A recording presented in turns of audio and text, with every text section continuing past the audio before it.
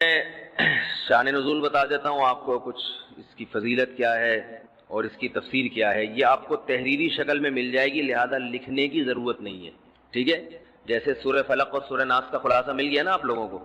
کس کس کو ملا ہے؟ سب کو مل گیا؟ آپ کو نہیں ملا؟ نیٹ سے دیکھ لیں، مل جائے گا انشاءاللہ. کب سے بھیجا ہوا ہے. اس کے بعد اذا جاء نصر اللہ قل یا ایھا الکافرون، ان صورتوں کے بھی آپ کو خلاصے سورہ اخلاص کا مل جائے گا انشاءاللہ. تو یہ جو بھی بتا رہا ہوں یہ بھی تحریری شکل میں آپ کو دے دیا جائے گا. اس سورت کا شان نزول یہ ہے کہ رسول اللہ صلی اللہ علیہ وسلم کو اللہ تعالیٰ نے حضرت خدیجہ سے دو بیٹے دیے تھے. ایک کا نام تھا قاسم اور ایک کا نام تھا ابراہیم.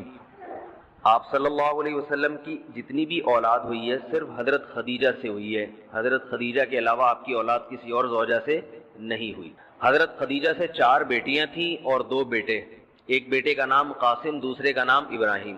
قاسم کی جب ولادت ہوئی ان کا بھی انتقال ہو گیا، اور ابراہیم کی ولادت ہوئی تو ان کا بھی انتقال ہو گیا.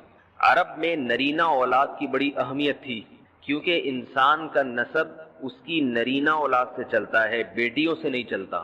بیٹیاں تو غیروں کی ہوتی ہیں، رخصتی ہو کے دوسروں کے ہاں چلی جاتی ہیں، ان کے نسل میں اضافہ کرتی ہیں، ان کی نسل بڑھاتی ہیں. اپنے شوہر اور اپنے شوہر کے ددیال کی نسل میں اضافہ کریں گی. وہ اپنے باپ کی نسل میں اضافہ کون کرتا ہے؟ بیٹا. کیونکہ نسب کس سے چلتا ہے؟ باپ سے چلتا ہے، سوائے بلاول بھٹو کے. بلاول بھٹو کے بارے میں کہتا ہوں کہ بلاول بھٹو اسلامی تاریخ، غیر مسلموں کے ہاں تو ماں سے چلتا ہے جو نیچر کے خلاف ہے، لیکن اہل اسلام میں، اسلامی تاریخ میں سوائے بلاول بھٹو کے آج تک کوئی ایسا شخص پیدا نہیں ہوا جس کے نسب اور خاندان ماں سے چلتا ہو. بلاول بھٹو زرداری کے بیٹے ہیں، مگر خاندان ان کا کیا کہلاتا ہے؟ قوم جو آخر میں لگتی ہے وہ بھٹو کہلاتی ہے. حالانکہ وہ بھٹو ان کی والدہ تھیں، ان کے والد محترم بھٹو نہیں. تو سیاست میں انہوں نے نسب ہی کو بگاڑ دیا اپنا. سمجھ رہے بات کو؟ تو یہ سیاسی لوگ اتنے خطرناک ہوتے ہیں کہ یہ اپنے باپ کے نسب کو بدل دیتے ہیں سیاست کے چکر میں، کیونکہ زرداری لگے گا تو ووٹ نہیں ملیں گے. ووٹ بھٹو کے نام کو کیش کرانا ہے. خیر، تو رسول اللہ صلی اللہ علیہ وسلم کے 2 بیٹے ہوئے، دونوں کا انتقال ہو گیا. عرب میں بے اولادی کو بھی معیوب سمجھتے تھے، کیونکہ آپ کی نسل چلے گی بیٹوں سے، اور بیٹے ہیں جو باپ کی بہت زیادہ عزت کا ذریعہ بنتے ہیں. بیٹیوں کے اپنے فضائل ہیں، لیکن ظاہر ہے نسل بیٹیوں سے نہیں چلتی. تو جب نبی صلی اللہ علیہ وسلم کے دونوں بیٹے مر گئے، دنیا سے چلے گئے، تو عاص ابن وائل بہت بڑا دشمن تھا اہل اسلام کا، وہ اور قریش، دیگر قریش، وہ یہ کہنے لگے کہ محمد صلی اللہ علیہ وسلم معاذ اللہ ابتر ہیں. کیا مطلب؟ ان کی نسل ختم، اور ان کا نام لینے والا ان کے بعد دنیا میں کوئی نہیں ہوگا، کیونکہ بیٹے ہی نہیں ہیں. تو ریاض کون رکھے گا؟ اولاد ہی نہیں ہے. باپ دادا کے نام کون لے گا؟ اولاد تو ہے ہی نہیں، بیٹیاں ہیں. سمجھ رہے بات کو؟ آپ صلی اللہ علیہ وسلم کو اس طعنے سے تکلیف ہوتی تھی، تو اس پر یہ صورت نازل ہوئی کہ اے نبی، آپ کا ذکر ختم نہیں ہوگا، آپ کی روحانی اولاد بہت ہوگی. باقی اللہ نے آپ کو بیٹا کیوں نہیں دیا، یا دیا تو اٹھا کیوں لیا، اس کی حکمت ایک اور مقام پہ بیان کی گئی ہے، وہ میں بتاتا ہوں آپ کو بعد میں. لیکن بتایا گیا کہ اے نبی، آپ کا ذکر ختم نہیں ہوگا، بلکہ یہ جو کہہ رہے ہیں نا کہ آپ کو خیر نہیں ملی، ابتر اسے کہتے ہیں جس کے نسل میں، یا جس کو، کیونکہ جس کی اولاد نہیں ہے نا اس کو یہ سمجھا جاتا ہے، اور حقیقت بھی ایسے ہی ہے کہ بہت بڑی خیر سے محروم ہو گیا. وہ بڑھاپے میں خدمت کے لیے نہیں ہے، کاروبار سنبھالنے کے لیے کوئی نہیں ہے، دین کے مشن کو آگے لینے کے لیے، چلانے کے لیے نہیں ہوگا، اور تذکرہ نسل میں نہیں ہو سکے گا. تو یہ ساری بھلائیوں سے انسان محروم ہو جاتا ہے. تو نبی کو تسلی دی گئی، انا اعطینا الکوثر، اے نبی ہم نے آپ کو خیر کوثر، کہتے ہیں خیر کثیر کو، بہت زیادہ بھلائیاں ہم نے آپ کو عطا کر دی ہیں. کوثر سے نہر کوثر تو ہے، لیکن کوثر کا جو لغوی مطلب ہے، ڈکشنری میں جو مطلب ہے وہ کیا ہے؟ اصل میں حوض کوثر کو نہیں کہتے، بلکہ کسے کہتے ہیں؟ خیر کثیر. اے نبی ہم نے آپ کو خیر کثیر عطا کی ہے، جس میں کیا ہے؟ نبوت، عزت، آپ کا قیامت تک تذکرہ ہوتا رہے گا. یہ ساری چیزیں ہم نے آپ کو عطا کر دی ہیں، لہذا ان کے طعنوں سے پریشان ہونے کی ضرورت نہیں ہے. ان کے نرینہ اولاد ہوگی تو بھی ان کا تذکرہ نہیں ہوگا، اور آپ کے نرینہ اولاد نہ ہو کے بھی آپ کی روحانی اولاد قیامت تک باقی رہے گی، اور آپ کا تذکرہ بہت زیادہ ہوتا رہے گا. یہ خیر کثیر ہم نے آپ کو عطا کی ہے. پھر اسی خیر کثیر میں سے ایک خیر حوض کوثر بھی ہے، جس کا نام کوثر اس لیے رکھا گیا کہ وہ ایک پانی کی نہر ہے جو نبی صلی اللہ علیہ وسلم کو قیامت کے دن دی جائے گی، اور آپ صلی اللہ علیہ وسلم خود بھی اس سے پئیں گے اور اپنے امتیوں کو بھی اس سے پلائیں گے۔ اس پانی میں بھی اللہ نے خیر کثیر رکھی ہے۔ وہ خیر کثیر کیا ہے وہ ابھی انشاءاللہ میں بتاؤں گا۔ تو اس کا مصداق یعنی یہ آیت منطبق ہوتی ہے حوض کوثر پر بھی، ٹھیک ہے؟ تو یہ تو اس کا شان نزول ہے کہ اللہ نے بتا دیا کہ یہ جو آپ پر طنز اور طعنے کر رہے ہیں یہ لوگ ہیں جن کی نسل ہے ختم ہونے والی، ان کا نام لینے والا کوئی بھی نہیں ہوگا۔ بڑے بڑے سرداروں کے نام تو لیا جاتا ہے ان کا آج، لیکن اچھے جذبے سے نہیں لیا جاتا، ان کا نام برائی کے طور پہ لیا جاتا ہے۔ یہ تو اس سورت کا ہو گیا شان نزول۔ اس سورت کی فضیلت کیا ہے؟ حدیث میں آتا ہے، صحابہ کہتے ہیں کہ ہم بیٹھے ہوئے تھے رسول اللہ صلی اللہ علیہ وسلم کے ساتھ مسجد میں، آپ صلی اللہ علیہ وسلم پر ایک دم کچھ غنودگی سی طاری ہوئی، بے ہوشی کی کیفیت طاری ہوئی جیسے وحی میں ہوتی تھی۔ تو اس کے بعد جب آپ صلی اللہ علیہ وسلم بالکل بیدار ہوئے ہیں، نارمل حالت میں آپ صلی اللہ علیہ وسلم آئے ہیں تو بڑے خوش تھے، اور آپ صلی اللہ علیہ وسلم نے اس سورت کی تلاوت کی۔ اللہ کے نبی پر جب وحی آتی تھی نا تو جیسے ہی آپ صلی اللہ علیہ وسلم ہوش کی حالت میں آتے تھے تو فوراً ان آیتوں کی تلاوت شروع کر دیا کرتے تھے تاکہ میں بھول نہ جاؤں۔ تو آپ نے فوراً بسم اللہ الرحمن الرحیم پڑھا اور انا اعطیناک الکوثر فصل لربک وانحر ان شانئک هو الابتر، یہ آیتیں نازل ہوئیں اور آپ نے فوراً ان آیتوں کی تلاوت شروع کر دی۔ جب یہ شروع ہوئی تو صحابہ نے پوچھا یہ کوثر کیا چیز ہے؟ آپ صلی اللہ علیہ وسلم نے فرمایا میرے رب نے مجھے بشارت دی ہے کہ قیامت کے دن مجھے ایسی نہر ملے گی، وہ نہر ایسی ہے کہ اس کے جو پیالے ہیں جس سے لوگ پانی پئیں گے وہ چاندی کے ہیں، اور ان کی تعداد ان پیالوں کی گلاسوں کی اتنی ہے جیسے آسمان کے ستارے، اور اس نہر کا پانی برف سے زیادہ سفید ہے اور شہد سے زیادہ میٹھا ہے، اور میری امت میں کوئی بھی اس کا پانی پیے گا تو اسے کبھی بھی پیاس نہیں لگے گی۔ میدان حشر میں جو لوگوں کا سب سے بڑا مسئلہ ہوگا وہ پیاس ہوگا، سب سے بڑا مسئلہ۔ اور کہتے ہیں سمندروں کا پانی بھی اگر پی لے کوئی ساتوں سمندروں کا تو اس کی پیاس نہیں بجھے گی۔ تو میرے اللہ نے مجھے یہ نہر دی ہے، جو میرا امتی اس سے پی لے گا اسے کبھی بھی ہمیشہ کے لیے اس کی پیاس ختم ہو جائے گی۔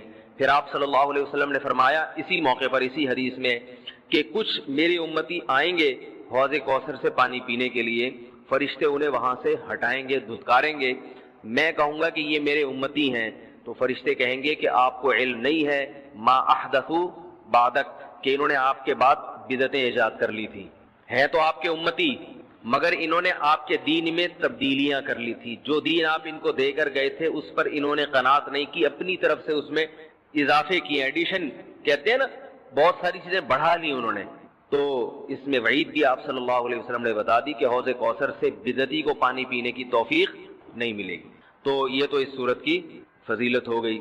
اب اس صورت کے مضامین کیا ہیں، تفسیر کیا ہے اس کی، اس کے اسباق کیا ہوتے ہیں، یہ انشاءاللہ پھر۔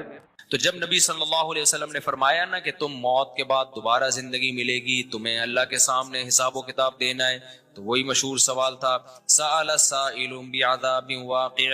اللہ فرماتے ہیں واقع کب ہوگا یہ تو میں نہیں بتاؤں گا، میرا اصول ہی نہیں ہے کہ میں قیامت کا علم بتا دوں، لیکن اتنی بات ہے للکافرین لیس لہ دافع، جو بھی اللہ کا منکر ہے، اللہ کو نہیں مانتا، اللہ کے حکام کو فالو نہیں کرتا، جب وہ عذاب آئے گا تو دنیا کی کوئی طاقت اس عذاب سے ان کو بچا نہیں سکے گی۔ تعرج الملائکۃ والروح الیہ فی یوم کان مقدارہ 50,000 سنہ، 50,000 سال کا ایک دن ہوگا۔ کہیں 1,000 سال اللہ نے ذکر کیا میدان حشر کے بارے میں، کہیں 50,000 سال۔ تو علماء نے بیان کیا یہ لوگوں کے حالات کے حساب سے ہوگا، یہ ٹائم کے جو یونٹ ہے نا یہ ہر ایک کے حق میں مختلف ہوتے ہیں۔ دیکھو جب ہم پیدا ہوئے تو ہم کائنات کو بننے کے اربوں سال کے بعد پیدا ہوئے ہوں گے نا، تو کیا ہمیں انتظار کرنا پڑا؟ بولو نا کیا ہو گیا؟ اگر ہمیں اللہ انتظار کرواتا، ابھی تم عالم ارواح میں ہو، 1 ارب سال کے بعد تمہارا نمبر آئے گا، تو میں تو بوریت سے مر چکا ہوتا۔ کیا خیال ہے بھائی؟ جہاں فلائٹ 1 گھنٹہ لیٹ ہو جائے انتظار میں آدمی ٹینشن میں چلا جاتا ہے، لیکن ہم تو جب آئے تو ہمیں تو لگا کہ کائنات کی ابتدا آج سے ہو رہی ہے، جب ہم نے ہوش سنبھالا، کیونکہ ہمارے وہ یونٹ جو تھے نا، جو وقت کی اکائیاں ہیں، وہ ہمارے حق میں اسٹارٹ ہی نہیں ہوئی تھی۔ تو اسی طرح مرنے کے بعد جو مردے کے لیے جو ٹائم کے یونٹ ہے نا وہ چینج ہوتے ہیں، ورنہ جو مردہ بیچارہ 20,000 سال پہلے دفن ہوا ہے وہ تو قبر میں کوئی عذاب نہ بھی ہو رہا، وہ تو پڑے پڑے ہی بور ہو گیا ہوگا۔ کہ اللہ قیامت لے آ, میں تو ٹینشن میں آ گیا ہوں, 20,000 سال ہو گئے مجھے. تو اس کو تو ایسا نہیں لگے گا کہ 20,000 سال ہو گئے. وہ جب دوبارہ اس کو اللہ تعالیٰ اٹھائیں گے تو نیک لوگوں کو تو لگے گا ابھی ہم سوئے تھے اور ابھی ہمیں کسی نے آ کے اٹھا دیا. جیسے گہری نیند میں جب انسان سوتا ہے, کئی گھنٹے بعض دفعہ سوتا ہے, کوئی آ کے اٹھائے تو اس کو لگے گا یار ابھی تو میں سویا تھا, ابھی آپ نے اٹھا دیا ہمیں. تو سوتے ہوئے آدمی کے ٹائم کے یونٹ الگ ہوتے ہیں, مرنے کے بعد کے ٹائم کے یونٹ الگ ہوتے ہیں, عالم ارواح کے الگ تھے. اور بعض تو یہ بھی میں نے سنا ہے کہ دوسرے سیارے پہ آپ چلے جائیں نا زمین کے علاوہ, تو وہاں بھی ٹائم کے یونٹ چینج ہو جائیں گے. تو اسی طرح آخرت کے ٹائم کے یونٹ بالکل الگ ہے. ایک دن 50,000 سال کی, دنیا کا جو 50,000 سال ہے نا وہ وہاں کا ایک دن ہوگا. کسی کے حق میں 1,000 سال, کسی کے حق میں 50,000 سال. یہ وہ ہے جب حساب و کتاب جس میں ہوگا تو اللہ نافرمانوں کو عذاب سے پہلے نہ حساب و کتاب کا عذاب دیں گے. اللہ ہم سب کو اس عذاب سے محفوظ رکھے, جس کو قرآن نے ایک جگہ بیان کیا, یجعل البلدان شیبا, وہ ایسا دن جو بچوں کو بوڑھا کر دے, ایسا دن یفر المرء من اخیہ, انسان اپنے بھائی سے دور بھاگے. اس لیے بڑے بڑے اللہ والے وہ جہنم سے زیادہ پناہ مانگا کرتے تھے میدان حشر کی سختیوں سے. جہنم تو اس سے زیادہ سخت ہے, لیکن میدان حشر کوئی کم چیز نہیں ہے, وہ کوئی کم عذاب نہیں ہے. تو اللہ فرماتے ہیں کہ 50,000 سال کے برابر ایک دن ہوگا. فاصبر صبرا جمیلا انہم یرونہ بعیدا. جب مشرک بار بار کہتے بھائی چھوڑو, ابھی لے آؤ نا, ابھی لے آؤ, تو نبی صلی اللہ علیہ وسلم کو پریشانی ہوتی کہ بھئی اللہ وقت بتاتا کیوں نہیں ہے, بتا دے تاکہ میری جان چھوڑیں یہ لوگ. تو اللہ نے پیغمبر صلی اللہ علیہ وسلم کو تسلی دی, فاصبر صبرا جمیلا, اے نبی آپ صبر جمیل کریں. صبر جمیل وہ صبر ہے جس میں ذرا بھی شکایت نہ ہو. انہم یرونہ بعیدا, اے نبی یہ لوگ سمجھتے ہیں اس کے آنے میں بہت ٹائم ہے, لاکھوں کروڑوں سال ہیں. ونراہ قریبا, جبکہ ہم دیکھ رہے ہیں بس آنے والی. کیوں؟ جب آپ مر گئے نا, ابھی دیکھو ہو سکتا ہے 1,000 سال باقی ہوں قیامت آنے میں, ہو سکتا ہے 20,000 سال باقی ہوں, لیکن ہمارے مرنے کے بعد ہمیں نہیں لگے گا 20,000 سال. ہمیں تو ایسا لگے گا ابھی ہم مرے تھے اور اتنی جلدی اللہ نے قیامت قائم کر لی. تو ہمیں تو اپنی موت کے حساب سے چلنا ہے بھائی. ہمیں کیا پتا کہ ہمیں کیا کرنا ہے اس سے کہ 50,000 سال بعد قیامت آئی یا 1 کروڑ سال بعد آئے. جب ہم مر گئے تو ہماری قیامت واقع ہو گئی ہے, ٹائم کے یونٹ ہمارے حق میں چینج ہو جائیں گے. تو اس لیے اللہ کہتے ہیں انہم یرونہ بعیدا, اے نبی یہ سمجھتے ہیں بہت بعد میں آئے گی قیامت. ونراہ قریبا, ہم تو دیکھ رہے ہیں کب ہے, بالکل قریب ہے, زیادہ ٹائم نہیں ہے. یوم تکون السماء کالمہل, اللہ فرماتے ہیں جس دن آسمان تیل کی تلچھٹ کی طرح ہو جائے گا, ایسے پگھل جائے گا آسمان. اتنی بڑی تباہی آنے والی ہے اس کائنات پہ جس پہ ہم فخر کر رہے ہیں, اس یہاں کے شاپنگ سینٹروں پہ فخر کر رہے ہیں. میں بھی ایک پروگرام میں گیا نا اسلام آباد میں, بڑا زبردست پروگرام تھا, بڑے بڑے تاجر آئے ہوئے تھے, تھوڑا سا موٹیویٹ کرنا تھا لوگوں کو تاکہ پیسہ کمائیں. تو یہ تو اچھی بات ہے, اسلام تو آپ کو بزنس کا پیسہ کمانے کا حکم دیتا ہے تاکہ ہم بھکاری پن سے نکلیں. بھکاری پن کو تو پسند نہیں کیا گیا نا, ایک شخص بھیک مانگتا ہے, نبی نے اس کو پسند نہیں کیا, تو پوری قوم پورا کنٹری بھکاری بن کے IMF کے سامنے کشکول لے کے کھڑا ہوا ہو, تو ہمارے نبی اس کو پسند کریں گے کہ کوئی مسلمان قوم ہو اور قومی سطح پہ بھکاری بن چکی ہو. تو یہ علماء کی ذمہ داری ہے لوگوں کو پیسہ کمانے کی ترغیب دیں, بزنس کی طرف لے کر آئیں, یہ مذہبی ذمہ داری ہے. تو میرا اس میں کوئی کمیشن نہیں تھا, میں گیا, میں نے تقریر کی, لیکن ایک چیز کا مجھے اندازہ ہوا کہ یار ایک چیز یہاں پیدا ہو رہی ہے, پیسہ کمانے کے ساتھ پیسے کی محبت بھی آ رہی ہے. تو مجھے خیال ہوا میں اپنی اسپیچ میں ایک بات کہوں کہ آپ یہاں آئے, سارے ارب پتی کروڑ پتی تاجر ہیں, سب اپنے اپنے تجربے شیئر کر رہے ہیں کہ میں یہ کرتا تھا, آج میں نے اتنے روپے کما لیے, میں یہ کرتا, تاکہ لوگوں کو موٹیویشن ملے. اچھی بات ہے, بہت اچھا پروگرام تھا.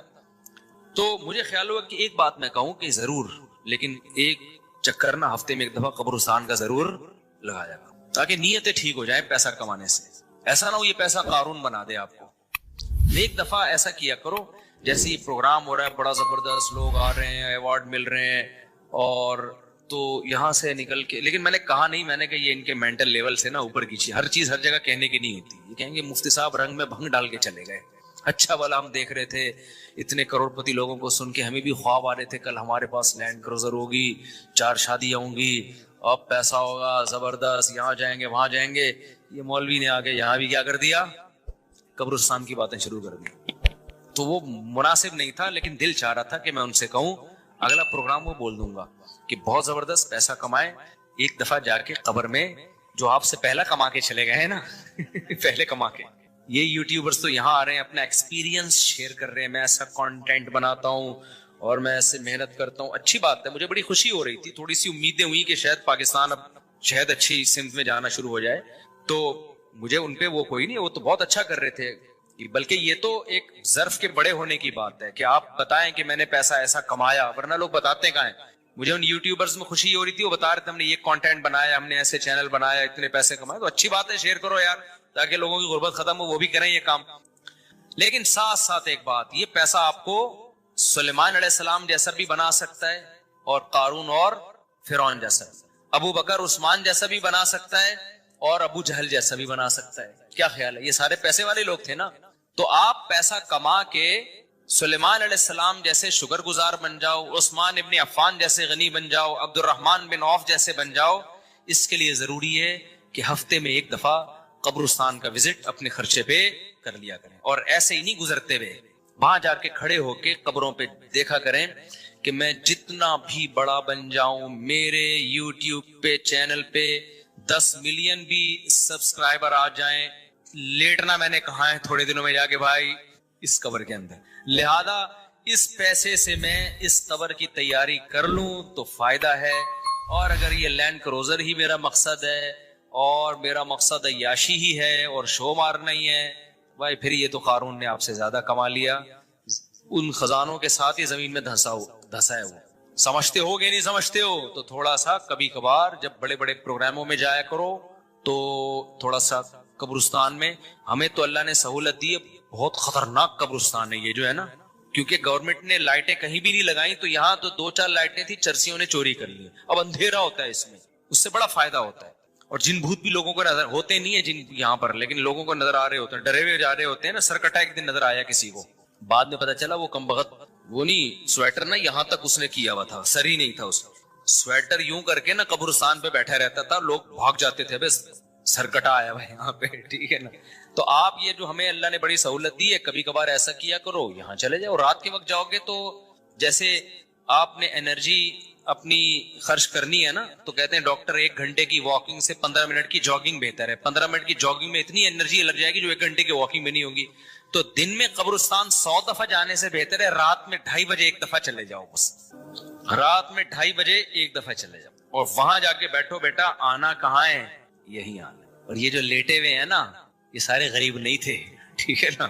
ان میں بہت سارے کروڑ پتی تھے, ارب پتی تھے, 4 شادیوں والے بھی تھے, 1 والی بھی تھے, اور بچوں والے بھی تھے, بغیر بچوں والے بھی تھے, جوان بھی تھے, بڈھے بھی تھے, 30 سال کے بھی تھے, 15 سال کے بھی تھے, 6 مہینے کے بچے بھی تھے. کیا نظر آ رہے ہوں گے, خبریں جا کے دیکھو. کل ہوس اس طرح سے ترغیب دیتی تھی مجھے, وہ ایک شاعر نے بڑا شعر کہا ہے کہ مجھے ہوس جو ہے نا وہ ترغیب دیتی تھی. ہوس نہیں ہوتی پیسوں کی, دولت کی, کہ یہ سکندر ہے, وہ کہ جو ہے نا, مجھے پورا شعر یاد نہیں, 20 سال ہو گئے سننے ہوئے اس کو. اس کا خلاصہ بتا رہا ہوں کہ ہوس مجھے ترغیب دیتی تھی کہ بھائی پیسہ کماؤ, پھر یہ عیاشی اور اتنی عزت اور ایسا کچھ ہوگا اور بڑے مزے ہوں گے نا, اور نائٹ کلب جائیں گے, شرابیں پیئیں گے اور یہ کچھ کریں گے. کہہ رہے ہیں ایک دن کیا ہوا, مجھے جو ہے قبرستان سے میرا گزرنا ہوا, تو مجھے جو ہے نا میری ہوس نے جو ہے نا مجھے 2-4 قبریں دکھائیں اور کہا یہ سکندر ہے, یہ دارا ہے, یہ کیکاؤس ہے. یہ سکندر اعظم کی قبر ہے, لاکھوں باندیاں تھیں اس کے پاس. آپ تو 2-4 گرل فرینڈ پہ فخر کر رہے ہو, گرل فرینڈ نہیں, لاکھوں باندیاں. گرل فرینڈ آپ کے تابع نہیں ہوتی, باندی تو جیسا آپ بولو گے بھائی, جو کام آپ اس کے ذمہ لگاؤ گے وہ بھاگ نہیں سکتی, نوکر ہے آپ کی. تو اتنی بڑی بڑی دنیا انہوں نے روئے زمین پہ حکومتیں کی ہیں. آج خبروں کے اندر یہ دارا ہے, یہ کیکاؤس ہے, یہ سکندر اعظم ہے. بڑے بڑے بادشاہوں کی خبریں آپ کو نظر آئیں گی پڑے ہوئے اندر. اب نئے زمانے میں شعر کو ہم یوں چینج کر دیں گے, یہ 10 ملین والا ہے سبسکرائبر تھے, یہ 20 ملین والا, یہ 50 ملین والا.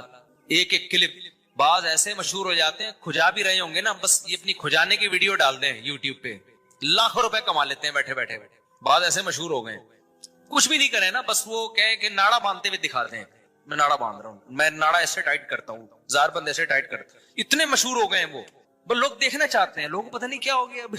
اللہ یار, وقار زکر نے کل ایک بڑی اچھی ویڈیو وائرل کی ہے یوٹیوبرز کے بارے میں, کہ اب میں وہ یوٹیوبرس کی وہ ویڈیو پہ جو اس نے کمنٹس کیے وہ تو نہیں بتاؤں گا کیونکہ اس پہ وہ اس کا نام لینا کسی کا ٹھیک نہیں ہے. اس نے کہا یار یہ عجیب ولاگر عجیب ٹائپ کے آ رہے ہیں, کچھ بھی کر لو, کچھ بھی کر لو, ملین ایک ایک دن میں 1 ملین ان کے ویوز ہو جاتے ہیں. تو انہوں نے کہا یہ ان ولاگرز کا قصور نہیں, یہ قوم کا قصور ہے. اس نے بڑی اچھی بات کی. اس نے کہا یہ قوم کدھر کو جا رہی ہے بھائی؟ واش روم میں بیٹھا ہوا بندہ دکھا رہا ہے, دیکھیں آدھا اوپر والا دکھا رہا ہے. میں کہتا ہوں اگر وہ نیچے والا پورشن دکھا دے نا, یوٹیوب چینل بند کر دے گا, بولے گا بھائی اتنے سبسکرائبر اتنا کراؤڈ ہم برداشت نہیں کر سکتے, ڈی مانیٹائز کر دے گا یار.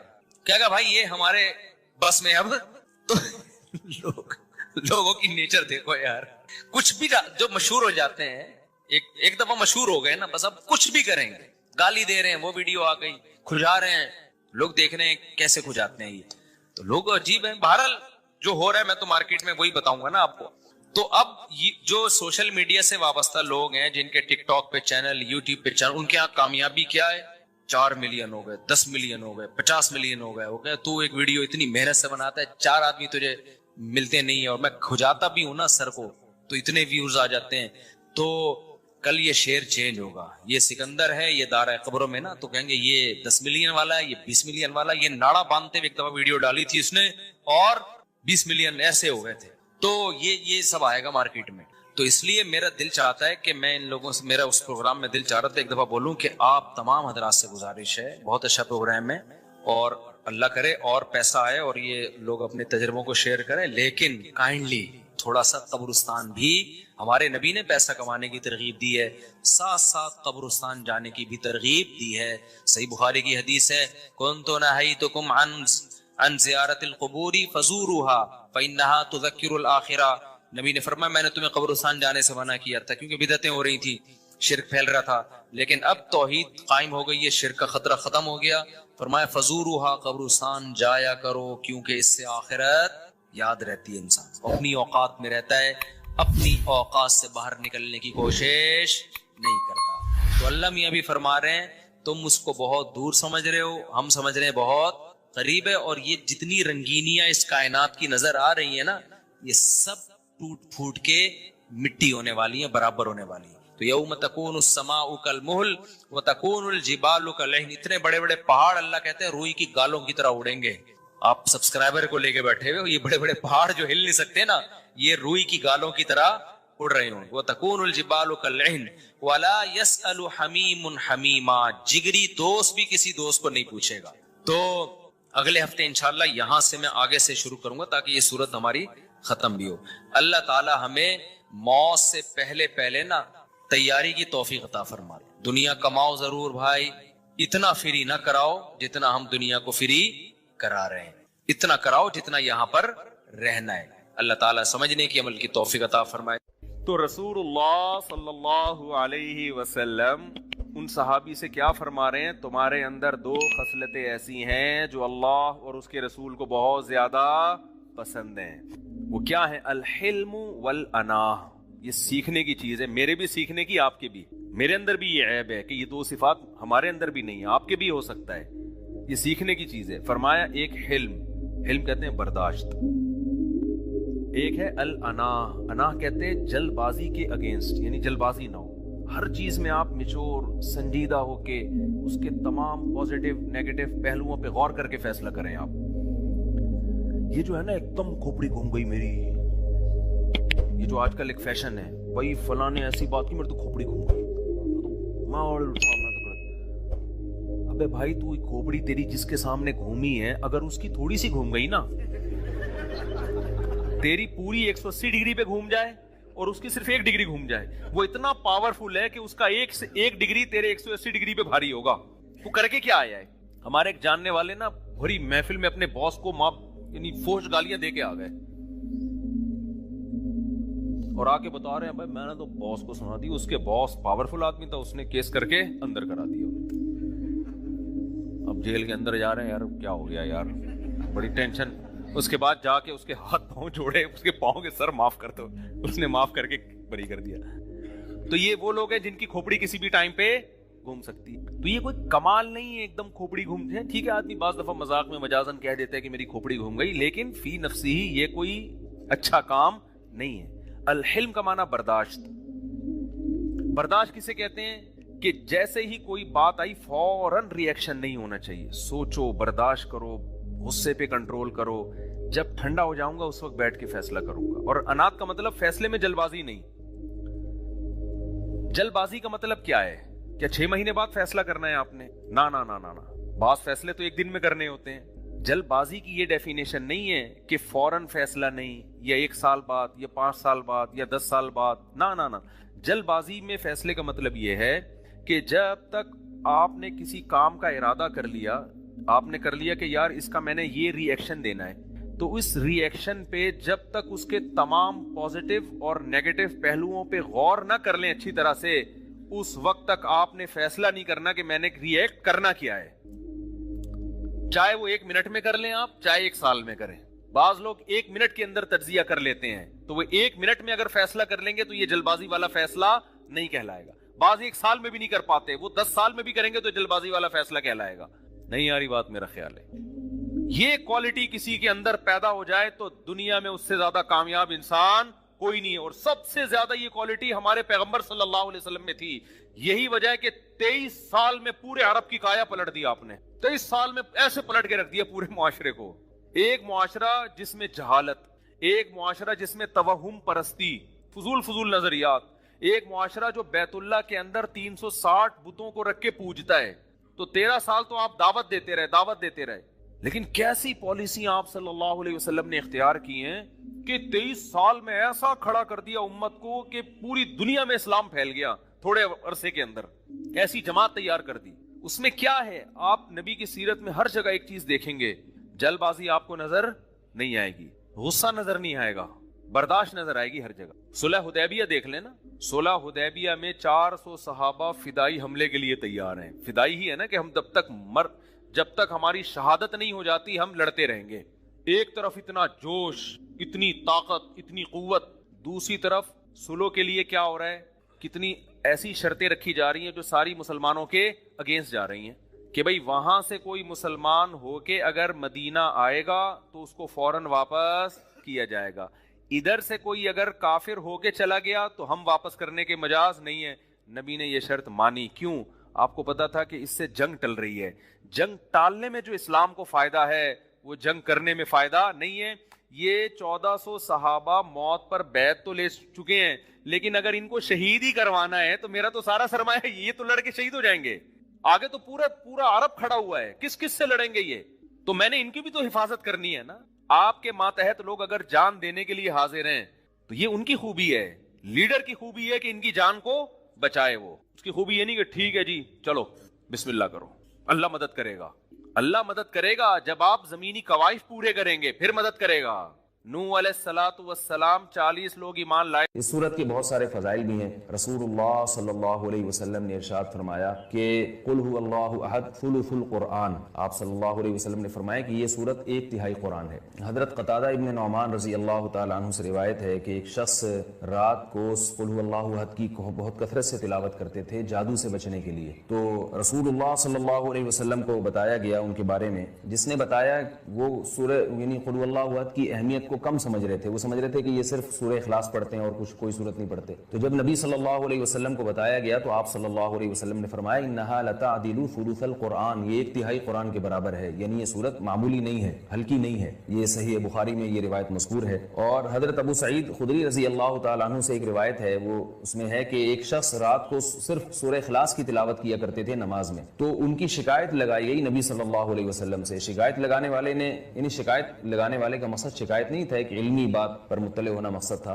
तो उन्होंने नबी सल्लल्लाहु अलैहि वसल्लम को बताया कि ये सिर्फ सूरह इखलास पढ़ते हैं। यानी वो भी समझ रहे थे कि ये तो एक छोटी सी सूरत है और भी कुरान पढ़ना चाहिए। तो आप सल्लल्लाहु अलैहि वसल्लम ने इस मौके पर भी फरमाया कि इन्नहा लतअदिलु सुलुसल कुरान, फरमाया कि ये सूरत 1/3 कुरान के बराबर है। यानी ये सूरत मामूली सूरत नहीं है। तरह हज़रत आयशा रजी अल्लाह तआला अन्हा से रिवायत है कि आप सल्लल्लाहु अलैहि वसल्लम जब बिस्तर की तरफ जाते तो आप सल्लल्लाहु अलैहि वसल्लम कुल हुवल्लाहु अहद, कुल अऊज़ु बिरब्बिल फलक, कुल अऊज़ु बिरब्बिन नास, ये तीनों सूरतें पढ़ के अपने हाथ पे फूंक پھونک مارتے اور اپنا ہاتھ پورے جسم پہ پھیر لیتے. یہ اہتمام آپ صلی اللہ علیہ وسلم نے اس وقت فرمایا جب آپ صلی اللہ علیہ وسلم پر جادو ہوا. اس کے بعد آپ صلی اللہ علیہ وسلم کا ہمیشہ یہ معمول رہا ہے. یہ بھی صحیح بخاری کی روایت ہے. صحیح بخاری کی ایک اور روایت میں ہے کہ حضرت عائشہ رضی اللہ تعالیٰ عنہ فرماتی ہیں کہ ایک مرتبہ رسول اللہ صلی اللہ علیہ وسلم نے جہاد کے لیے ایک لشکر بھیجا, تو اس میں جو امام تھے وہ سورہ اخلاص کی بہت زیادہ تلاوت کیا کرتے تھے نماز میں. صحابہ کرام کا جب یہ لشکر واپس لوٹا ہے تو آپ صلی اللہ علیہ وسلم کو بتایا گیا کہ یہ سورہ اخلاص بہت زیادہ پڑھتے تھے نماز میں. تو آپ صلی اللہ علیہ وسلم نے ان سے پوچھا کہ تم یہ کام کیوں کرتے تھے, سورہ اخلاص تم اتنی زیادہ کیوں پڑھتے تھے؟ تو ان صحابی نے فرمایا کہ اس میں رحمان کے اوصاف بیان کیے ہیں, اللہ کی حمد و ثنا ہے, اور اس وجہ سے مجھے اس سورت سے محبت ہے, یعنی محبت ہے جس کی وجہ سے میرا دل چاہتا ہے میں اس کی بار بار تلاوت کروں. تو آپ صلی اللہ علیہ وسلم نے فرمایا کہ صحابہ سے فرمایا کہ ان کو خبر دے دو کہ اللہ بھی تم سے محبت کرتے ہیں. یہ بھی ایک سورت کی ایک بہت بڑی فضیلت ثابت ہوتی ہے. اور عبد الرحمن ابن ابزا رضی اللہ تعالیٰ عنہ سے روایت ہے کہ رسول اللہ صلی اللہ علیہ وسلم وتر کی نماز میں پہلی رکعت میں سبح اسم ربک الاعلی, دوسری میں قل یا ایھا الکافرون, اور تیسری رکعت میں سورہ اخلاص کی تلاوت کیا کرتے تھے. تو وتر میں تیسری رکعت میں سورہ اخلاص کا پڑھنا یہ فضیلت کی چیز ہے. حضرت عقبہ ابن عامر رضی اللہ تعالیٰ عنہ سے روایت ہے کہ میں ایک مرتبہ رسول اللہ صلی اللہ علیہ وسلم سے ملا تو آپ صلی اللہ علیہ وسلم نے فرمایا کہ کیا میں تمہیں ایسی صورت کی خبر نہ دوں کہ نہ وہ صورت اللہ نے تورات میں نازل کی, نہ ایسی صورت اللہ نے انجیل میں, اور نہ ہی ایسی صورت اللہ نے کسی اور مقام پہ قرآن مجید میں نازل کی. میں نے عرض کیا ضرور یا رسول اللہ. تو آپ صلی اللہ علیہ وسلم نے فرمایا وہ صورتیں قل هو اللہ احد, قل اعوذ برب الفلق اور قل اعوذ برب الناس ہیں. اور آپ صلی اللہ علیہ وسلم نے اسے فرمایا کہ کوئی بھی رات ایسی نہیں ہونی چاہیے جو ان صورتوں کی تلاوت کے بغیر گزر جائے, یعنی ہر رات میں یہ تینوں صورتوں کی تلاوت لازمی کیا کرو. تو عقبہ ابن عامر رضی اللہ تعالیٰ عنہ فرماتے ہیں پھر پوری زندگی مجھ سے کبھی بھی ان تینوں صورتوں کی تلاوت رات میں نہیں چھوٹی اور کبھی بھی ناغہ نہیں ہوا. اور حضرت ابو ہریرہ رضی اللہ تعالیٰ عنہ سے ایک اور روایت ہے کہ رسول اللہ صلی اللہ علیہ وسلم نے کسی شخص کو قل اللہ احد کی تلاوت کرتے ہوئے دیکھا تو آپ صلی اللہ علیہ وسلم نے فرمایا کہ واجب ہو گئی. صحابہ نے پوچھا یا رسول اللہ کیا چیز واجب ہو گئی؟ آپ نے فرمایا کہ اس کی تلاوت کرنے والے کے لیے جنت واجب ہو گئی. یہ تو اس صورت کے کچھ فضائل تھے جو میں نے آپ کے سامنے بیان کیے. اس صورت میں ہمیں اسباق کیا ملتے ہیں؟ پہلی تو سبق ہمیں توحید کا ملتا ہے کہ اسلام توحید کے بغیر کامل نہیں ہے, بلکہ اسلام مقبول ہی نہیں ہے. آج بہت سارے لوگ اللہ تعالیٰ کو معبود تو کہتے ہیں مگر اللہ کے سوا مشکل کشا, حاضر ناظر اور مختار کل ایسے ایسے الفاظ ایجاد کیے ہوئے ہیں جو غیر اللہ پر بھی اس کا اطلاق کرتے ہیں. بعض لوگ قبر پرستی کا شکار ہیں, بعض لوگ رسول اللہ صلی اللہ علیہ وسلم کو عالم الغیب کہتے ہیں, حاضر ناظر کہتے ہیں, جبکہ ہمیں اس صورت میں کیا سبق مل رہا ہے کہ اللہ یکتا ہے, اس جیسا کوئی بھی نہیں. تو اللہ اگر مشکل کشا ہے, حاجت روا ہے, تو پھر اگر ہم مخلوق کو بھی مشکل کشا اور حاجت روا کہہ دیں تو اس کا مطلب یہ ہوا کہ مخلوق بھی اللہ جیسی ہے. اس لیے کہ جو معبود ہے اس کی دو بنیادی صفات ہیں, علم اور قدرت. معبود میں دو چیزوں کا ہونا ضروری ہے, یعنی آپ جس کی عبادت کرتے ہیں اس میں دو صفات کا علی وجہ الکمال ہونا ضروری ہے. ایک یہ کہ اس کی قدرت کامل ہو, وہ جو چاہے کر سکتا ہو, اور اسے اس کا علم کامل ہو. جیسے کہ قرآن مجید میں آتا ہے اللہ الذی خلق السبع سماوات ومن الارض مثلہن یتنزل الامر بینہن لتعلموا ان اللہ علی کل شیء قدیر وان اللہ قد احاط بکل شیء علما. اس آیت کا حاصل کیا ہے کہ اللہ نے اس پوری کائنات کو اس لیے قرآن میں اللہ نے مثال دی ہے کہ ایک بستی تھی جس کے رہنے والے بہت خوش عیشی کی زندگی گزار رہے تھے, بڑے امن میں, سکون میں, اور چاروں طرف سے رزق کی ان پہ برسات تھی. اللہ نے اس بستی کا نام نہیں بتایا, اس کی لوکیشن نہیں شیئر کی ہمارے ساتھ, بس بتا دیا کہ میرے کہنے پہ یقین کر لو ایسا تھا. لیکن اس بستی نے کیا کیا؟ فَكَفَرَتْ بِأَنْعُمِ اللَّهِ, اللہ کی نعمتوں کا شکر کرنے کے بجائے ناشکری شروع. تو اللہ نے کیا کیا؟ اذاقها اللہ لباس الجوع والخوف, دو عذاب ان پر مسلط, ایک بھوک کا عذاب اور ایک خوف کا عذاب. دیکھیں اسلام مسلمان اور کافر کی زندگی میں السلام کو بھیجا. میں نے اسماعیل علیہ السلام کو, ابراہیم علیہ السلام کو, محمد صلی اللہ علیہ وسلم کو, موسیٰ علیہ السلام کو, عیسیٰ ابن مریم کو. میرا لوگوں سے رابطہ ہے پیغمبروں کے ذریعے اور میری کتابوں کے ذریعے. سمجھ میں آ رہی بات کہ نہیں آ رہی؟ ایک وہ ہے, اس کو اللہ ہی کہا جاتا ہے. اس کو کیا کہا جاتا ہے؟ اللہ. اور وہ اپنا نام بھی بتا رہے کہ میرا نام کیا ہے؟ اللہ ہے. میرا علم کیا ہے؟ صفات تو میری بہت ساری ہے, میں رحمان بھی ہوں, میں کریم بھی ہوں, میں غفور بھی ہوں, میں رحیم بھی ہوں, میں عزیز ذو انتقام بھی ہوں, علی کل شیء قدیر بھی ہوں. نام تو بہت ہے میرے, لیکن جو میرا صفاتی نام, جو میرا علم ہے, جو میرا اوریجنل نام ہے, وہ کیا ہے؟ اللہ ہے. یہ وہ خدا ہے جو اپنا نام بھی بتاتا ہے, جو مخلوق سے وہ چاہتا کیا ہے یہ بھی ہمیں بتاتا ہے. وہ کہتا ہے میں ان چیزوں سے خوش ہوتا ہوں, ان چیزوں سے ناراض ہوتا ہوں.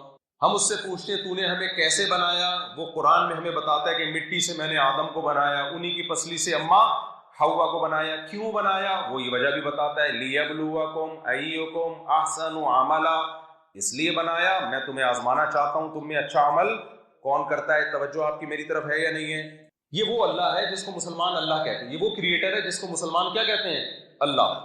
تو وہ احکام بھی دے رہا ہے، زنا سے ناراض ہوتا ہوں، شراب سے ناراض ہوتا ہوں، نماز روزے سے خوش ہوتا ہوں، ماں باپ کی نافرمانی سے ناراض ہوتا ہوں، فرما برداری سے خوش ہوتا ہوں۔ جو خوش ہوں گے، جن سے میں خوش ہوتا ہوں ان کو یہ انعام دوں گا، جن سے میں ناراض ہوتا ہوں ان کو یہ سزا دوں گا۔ اس کی صفات کیا ہیں وہ بتاتا ہے۔ اے اللہ، اے کریٹر، تیری صفات کیا ہیں، تیری کیا کوالٹیز ہیں وہ بتاتا ہے۔ اللہ لا الہ الا هو الحی القیوم، میں وہ ذات ہوں کہ میرے سوا کوئی معبود نہیں ہے۔ الحی، زندہ ہوں، القیوم، زمین اور آسمانوں کا تھامنے والا ہوں۔ لا تاخذہ سنۃ ولا نوم، مجھے نہ نیند آتی ہے نہ اونگ آتی ہے۔ لہ ما فی السماوات وما فی الارض، جو کچھ آسمانوں میں زمین میں سب کس کا ہے؟ میرا ہے، میری چلتی ہے اس کائنات میں۔ ولا یؤودہ حفظہما، مجھے زمین اور آسمان کی حفاظت تھکاتی نہیں ہے۔ لم یتخذ صاحبۃ ولا ولدا، نہ میری کوئی زوجہ ہے نہ میں نے کسی کو اپنا بیٹا بنایا۔ لیس کمثلہ شیء، میرے جیسا کوئی بھی نہیں ہے۔ یہ وہ کریٹر ہے جس کو ہم اللہ کہتے ہیں۔ اگر کوئی اور کریٹر ہے تو فرض کر لو معاذ اللہ نقل کفر، مسلمانوں کا جو خدا ہے جس کو اللہ کہا جاتا ہے وہ جھوٹا ہے، وہ فیک ہے، فرض کرو، تو اوریجنل والا مارکیٹ میں آتا کیوں نہیں ہے؟ پھر بہت مشکل ہے ہماری بات سمجھنا۔ تو اوریجنل پھر لاؤ نا مارکیٹ میں، کوئی اور خدا ہے اللہ کے سوا تو وہ آئے نا، وہ بولے یہ غلط بول رہا ہے بھائی، یہ مسلمانوں کے بنائے ہوئے ملاؤں کے بنائے ہوئے خدا ہے، یہ ملاؤں کا، یہ ملاؤں کا بنایا ہوا ہے، میں ہوں اوریجنل۔ دیکھو امریکہ نے سفیر بھیجا، آیا وہ سفیر بات کر رہا ہے کہ دیکھو یہ پیغام ہے کہ حاجی ڈونلڈ ٹرمپ نے یہ میسج بھیجا ہے، کیونکہ آج کل وہ امن کے وہ کرا رہے ہیں نا، تو حاجی بنے میں ٹوپی ووپی سفید کرتا شلوار میں، لوگ ان کی تصویریں بھی شائع کر رہے ہیں کہ بھئی نوبل انعام ملنا چاہیے۔ حاجی ڈونلڈ ٹرمپ کی طرف سے سفیر آیا، صحیح ہے نا، اس کے پاس پیغام ہے، اس کے پاس سوٹ ٹائی 3 پیس سوٹ میں جو ایک ہوتا ہے ایک سفیر کا ایک گیٹ اپ ہوتا ہے، سارا گیٹ اپ بھی وہ پیغام بھی لے کر آیا، بھئی یہ چاہتا ہے یہ نہیں چاہتا۔ ایک دوسرا گھوم رہا ہے، ایک بندہ آ کے کہتا ہے یہ اوریجنل سفیر نہیں، تو ہم کہیں گے نا کون سا اوریجنل ہے، کہ وہ والا ہے، تو وہ پھوٹے نا آ کے کہ میں اصل ہوں، تو کیوں بول رہا ہے؟ وہ منہ سے پھوٹ کیوں نہیں رہا کہ بھائی یہ 2 نمبر ہے، میں کون سا ہوں؟ تو کریٹر اگر ہے تو اگر اللہ کے علاوہ کوئی اور ہے تو وہ بولے نا کہ مسلمانوں نے جس کو اللہ بنایا ہوا ہے، جو تورات نازل کر رہا ہے، جو انجیل نازل کر رہا ہے، جو زبور نازل کی، جس نے قرآن نازل کیا، بھائی یہ فیک ہے، اوریجنل میں ہوں۔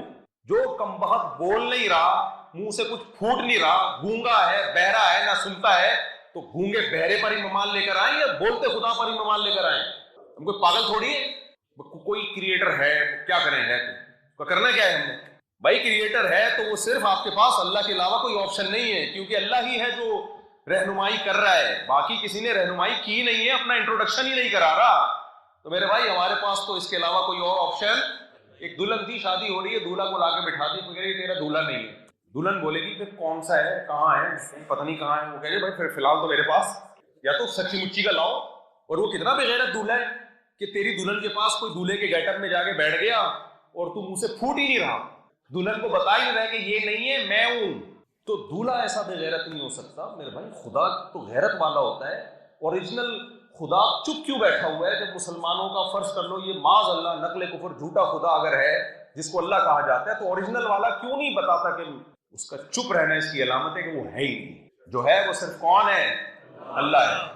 تو اللہ کی ناشکری کا ایک طریقہ یہ بھی ہے جو غیر مسلموں کے پاس ہم کہتے ہیں خدا ہے مگر وہ اللہ نہیں ہے۔ اس خدا کا کرنا کیا ہے بھائی، اس کے تو احکام ہی نہیں پتا ہمیں کیا چاہتا ہے کیا نہیں، ہمیں تو جو اللہ ہے اسی سے پتہ چلتا ہے۔ پورا قرآن اٹھا کے دیکھو، ایک ایک آیت بتاتی ہے، اور آیتیں بتاتی ہے کہ یہ خدا کا کلام ہے، کسی انسان کا کلام نہیں ہے۔ اس کے مضامین دنیا میں جن لوگوں نے بھی دعوے کیے ہمارے پاس اللہ کی کتاب ہے، بہت سے مذاہب دعوے کرتے ہیں یہ آسمانی کتاب ہے، آپ ان کو پڑھ کے تو دیکھو، ان کا مضمون بتائے گا کہ یہ کسی پڑھے لکھے آدمی کی کتاب نہیں ہے، چہ جائے کہ یہ کس کی کتاب ہو؟ اللہ کی کتاب۔ اتنا تضاد، اتنا ٹکراؤ، اوٹ پٹانگ قسم کی باتیں، ایسی باتیں جن پہ ان کے مذہبی رہنما عمل ہی نہیں کر سکتے۔ آپ قرآن اٹھا کے دیکھو کیا صاف ستھرے، یہ جو مولویوں کے آپس کے پھڈے ہیں نا، یہ قرآن ذمہ دار تھوڑی ہے۔ قرآن کی تعلیمات تو الحمد سے لے کے والناس تک 2 اور 2 4 کی طرح کلیئر ہے. قل تعالوا واتلوا ما حرم ربکم، اللہ کہتے ہیں آؤ ہم تمہیں بتاتے ہیں تمہارا رب کن چیزوں سے ناراض ہوتا ہے. بھائی مذہب کا تصور کیا ہے؟ مذہب ہمیں یہ بتاتا ہے کہ خدا کن چیزوں سے خوش ہوتا ہے، کن چیزوں سے ناراض، کون سی چیزیں جرم ہیں، کون سی چیزیں نیکی ہیں، کن چیزوں پہ سزا ملے گی، کن چیزوں پہ اجر ملے گا. تو اللہ کہتے ہیں دائیں مت جاؤ، آؤ تعالوا آؤ. ایسا لگتا ہے یعنی قرآن بلاغت کی کتاب ہے نا، جیسے کوئی بہت کنفیوز ہو، پریشان ہو، یار میں ادھر جاؤں، میں ہری پگڑی پہنوں، میں سفید پگڑی پہنوں، میں نیلی پگڑی پہنوں، میں سرے سے پگڑی نہیں پہنوں، میں صرف ٹوپی کراؤں، ٹوپی پہنوں ہی نہیں، میں کیا کروں؟ میں لوگ کنفیوز ہو رہے ہیں نا آج کل، کیا خیال ہے فرقے مارکیٹ میں. تو